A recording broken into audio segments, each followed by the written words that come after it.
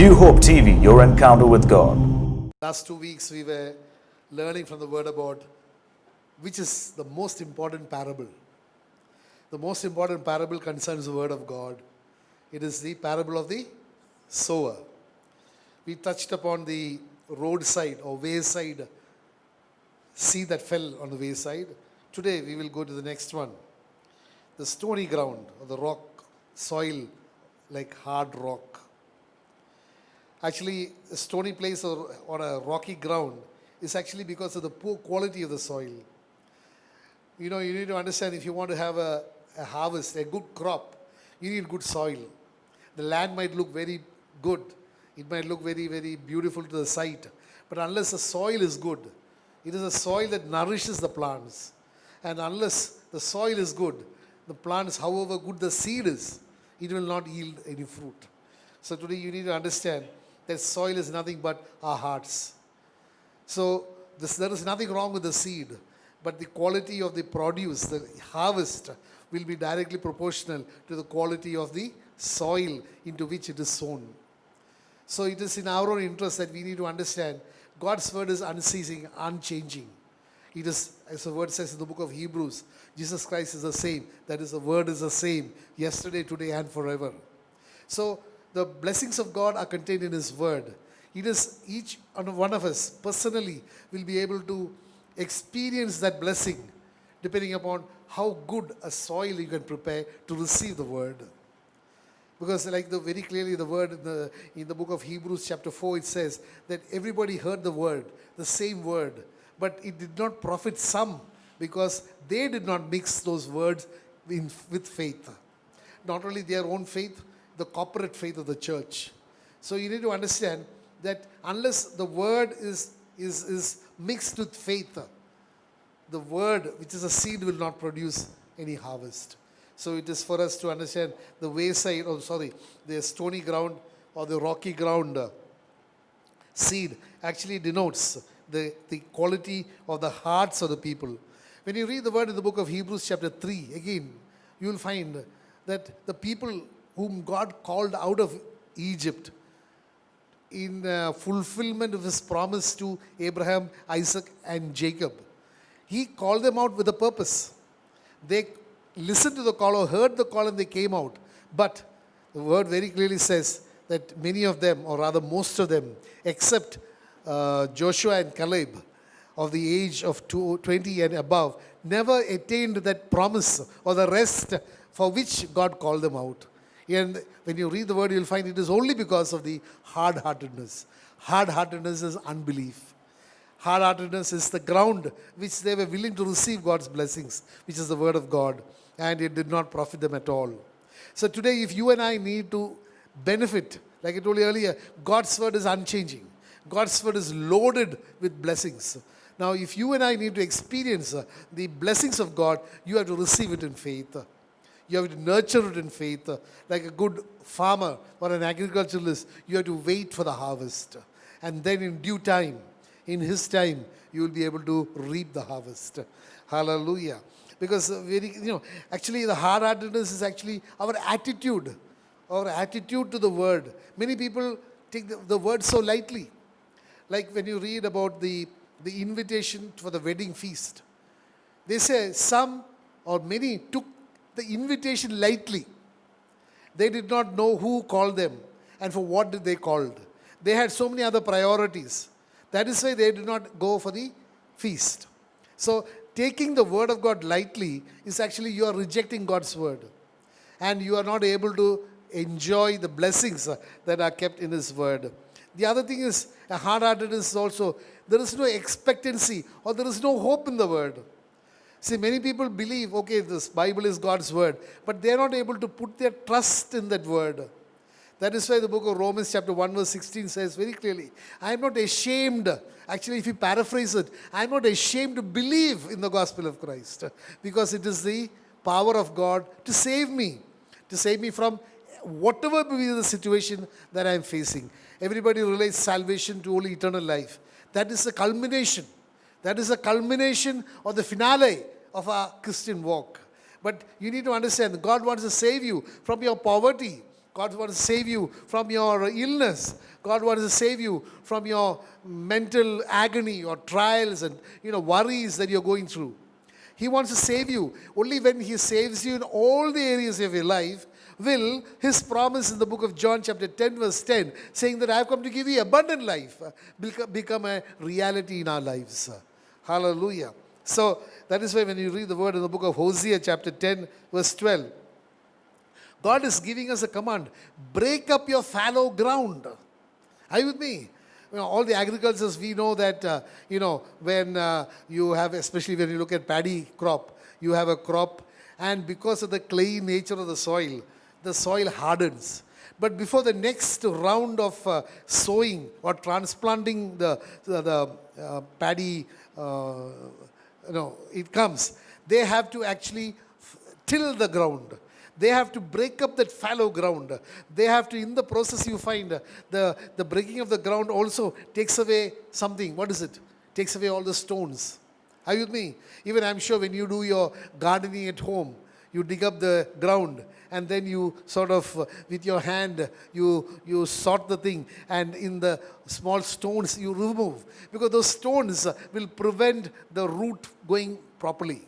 So you also need, in our own lives, we need to understand that the stones of hard-heartedness, the stones of unbelief, so the stones that takes God's word very lightly, anything which is not conducive to the belief in God's word should be removed.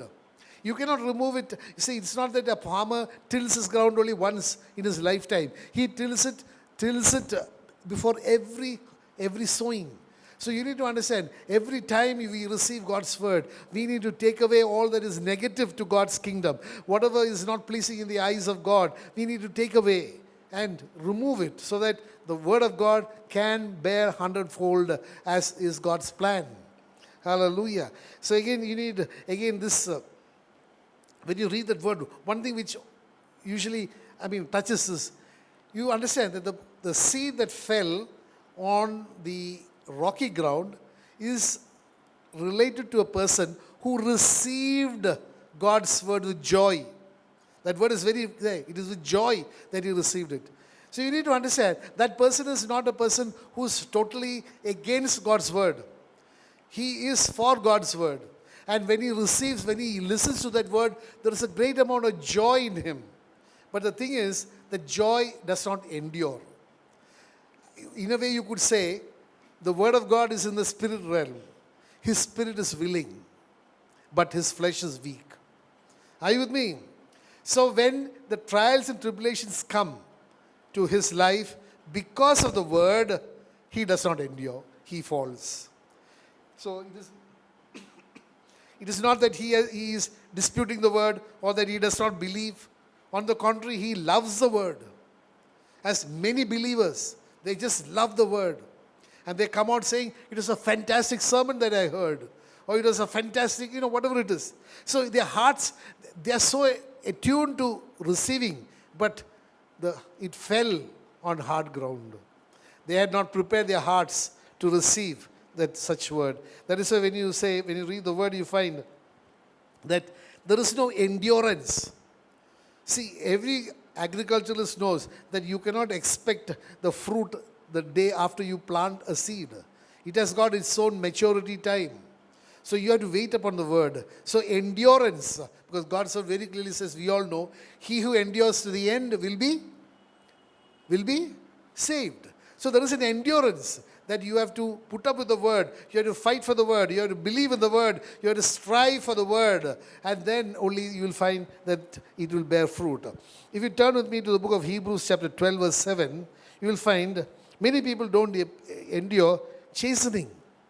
See, when you read the word in the book of Timothy, 2 Timothy chapter 3 verses 16 and 17, we know that all scripture is spirit-breathed.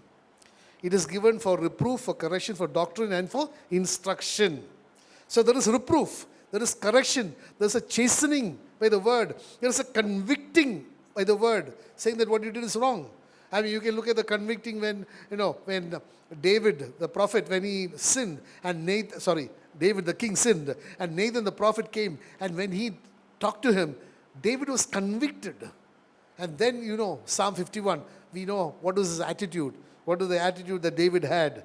So when you read the word in the book of Hebrews, chapter 12, verse 7, it says, if you endure chastening, God deals with you as with sons. For what son is there whom a father does not chasten? So in the Word of God, when you read the Word of God, you must, like I told you earlier, every time, that you must personalize the Scripture. When God calls you, tells you, speaks to you through His Word, you must accept it as God talking to you, sometimes encouraging you, sometimes chastening you, sometimes telling you that what you're doing is wrong, sometimes even call you a brood of vipers. Hello? Are you with me? So we need to understand that chastening of the Lord is something which will happen only when you have a relationship with God as a father. Are you with me? Otherwise, you will not, you will never go chastening people whom you don't know because of your relationship. So when you read God's word and when He says, I will convict you, my wrath will be upon you, it is only a forewarning to you to mend your ways, to come back. So chastening, that is very important. Again, you don't endure temptation.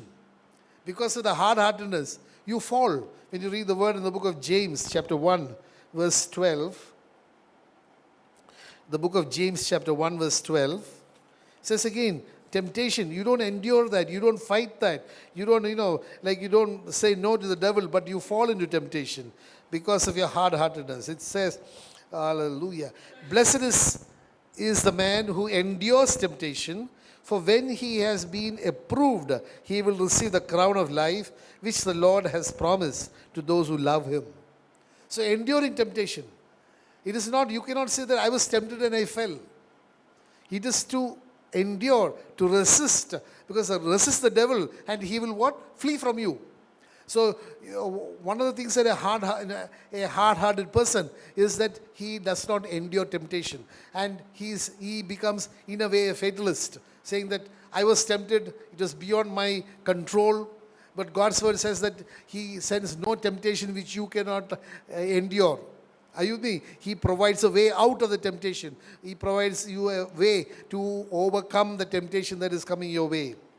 Again, when you read the word in the book of Matthew chapter 24, verse 17, it says, and like I told you earlier, you do not endure to the end. But God's word very clearly says that it is he who endures to the end who will be saved. This is something which we need to understand, that our Christian life is a life of lot of trials and tribulation, and also especially standing up for the word of God would arise in your life. And each time you have put into a place where you need to make a choice or to prioritize what you have to do, you have to definitely take a stand for God.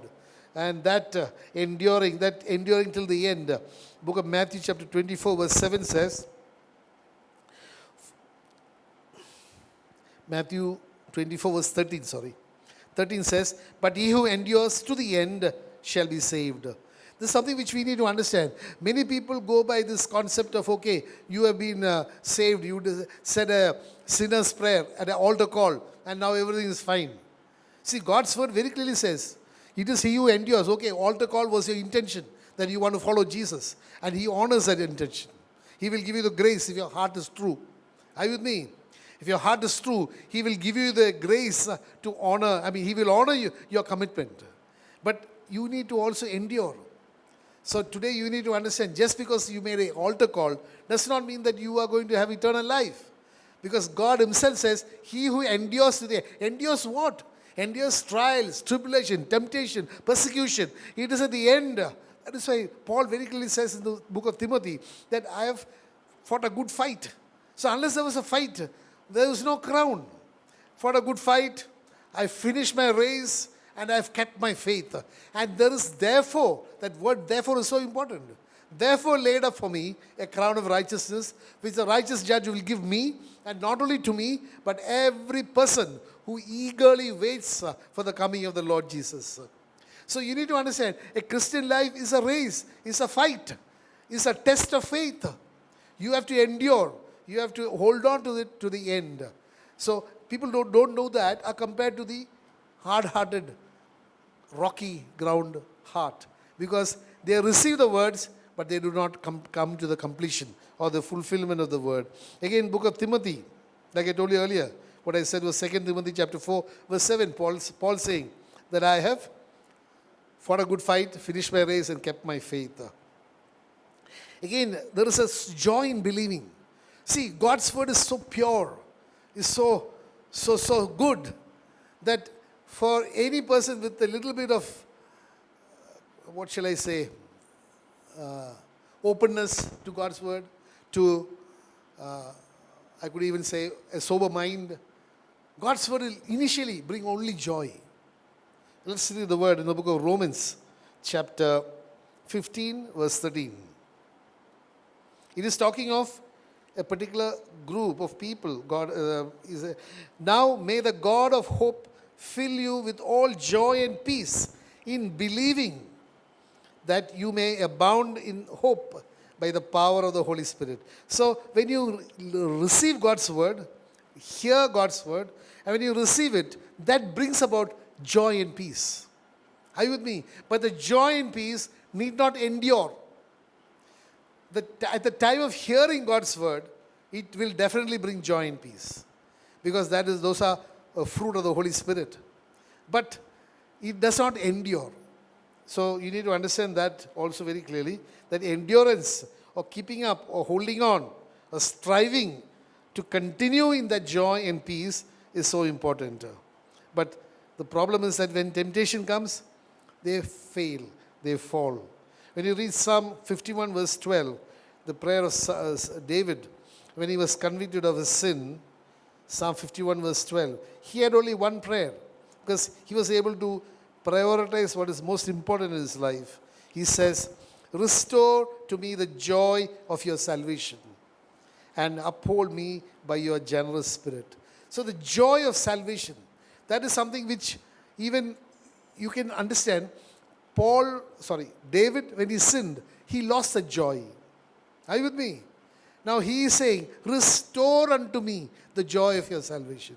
So today you need to understand, it is not just hearing the word of God once and responding to altar call once. That is not what. That joy which God gave at that point of time, you must continue in the joy, or it will depart. And like David prayed, restore unto me the joy of your salvation and uphold me by a generous spirit. Hallelujah. Again, when you read the word, you'll find that, hallelujah, people fall off. One is of whenever trials, tribulation, persecution comes our way, people fall, mainly because they are not able to prioritize. They are not able to really take a call on what is more important in life. Today, we are so short-sighted that we can see only what we see right in front of us, or we can see only in a span of time, maybe a few years ahead. So every decision that we tend to take is what will be the consequences or the result of that decision in my life here for the next few years. Very few see eternity as your final destination. Very few have prioritized their lives to seek what is of eternal consequence. Are you with me?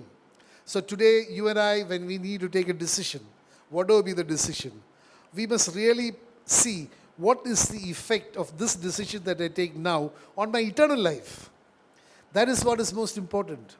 It is not what is the benefit that I am going to get in the immediate future. It is the benefit that I am going to get in the eternal future.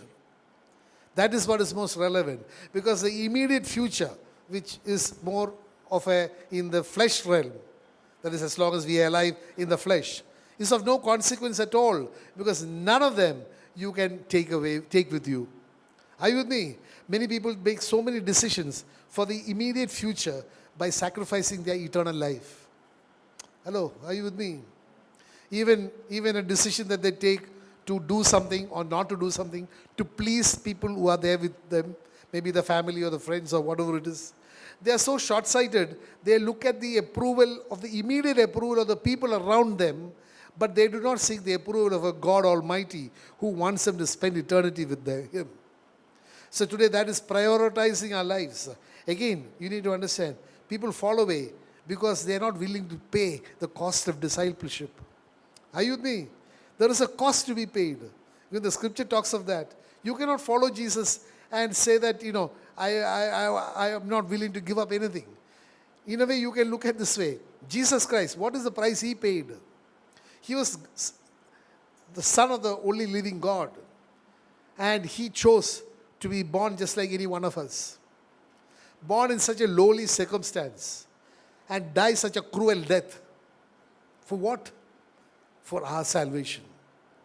But God was able to understand, Jesus was able to understand, that is a cost that he had to pay to buy each one of us.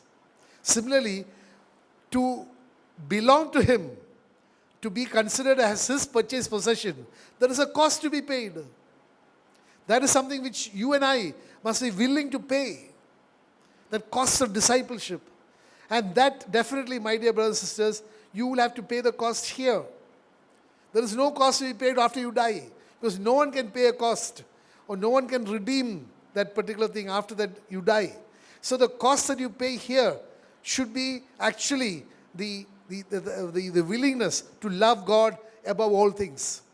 Because as the word says, "Hear, O Israel, the Lord thy God is one God. You shall love the Lord thy God with all your heart, your soul, your mind, and your strength."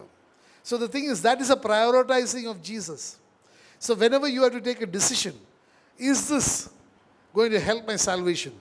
Is this what I'm going to say or do going to be pleasing in the sight of God? That should be the benchmark by which we should prioritize our life.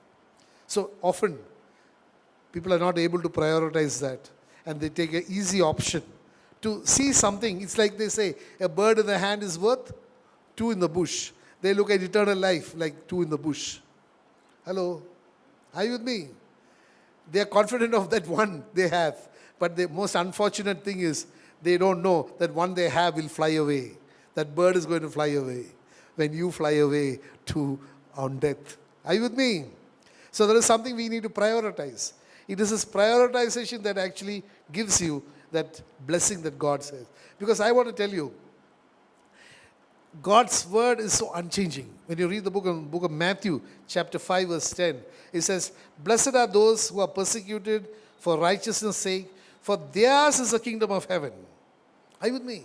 So if you and I have to suffer some persecution, often persecution immediately you relate it to martyrdom.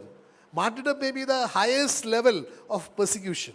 But there are so many areas, even giving up something that you like for the sake of the kingdom of God is a persecution of your likes. Your likes are being curtailed. Are you with me? Sometimes your likes, your choices are being killed. Hello? Are you with me?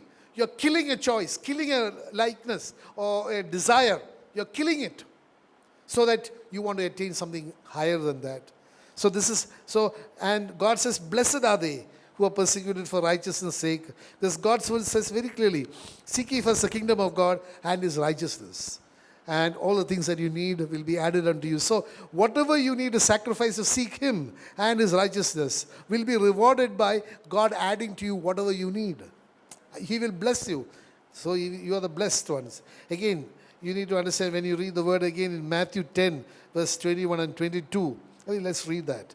The book of Matthew chapter 10, verse 21 and 22. It says again of a situation where, you need to make a choice. 21, 22 says, sometimes people are so afraid of the family that they are there. What will be the reaction of the family? Are you with me? It says very clearly, "Now brother will deliver up brother to death, and a father his child. And children will rise up against parents and cause them to be put to death. And you will be hated by all for my name's sake, but he who endures to the end will be saved." This is something which will happen. It may happen in different ways. Whatever be the consequence, there will be some sort of rejection, some sort of hatred, may not be outward, but inner. Some sort of ostracization. But you need to understand one thing. God says, "Blessed are you. Blessed are you." Today you need to seek the blessing from whom? From the family or from God? We have to seek it from God. That is where you have to prioritize.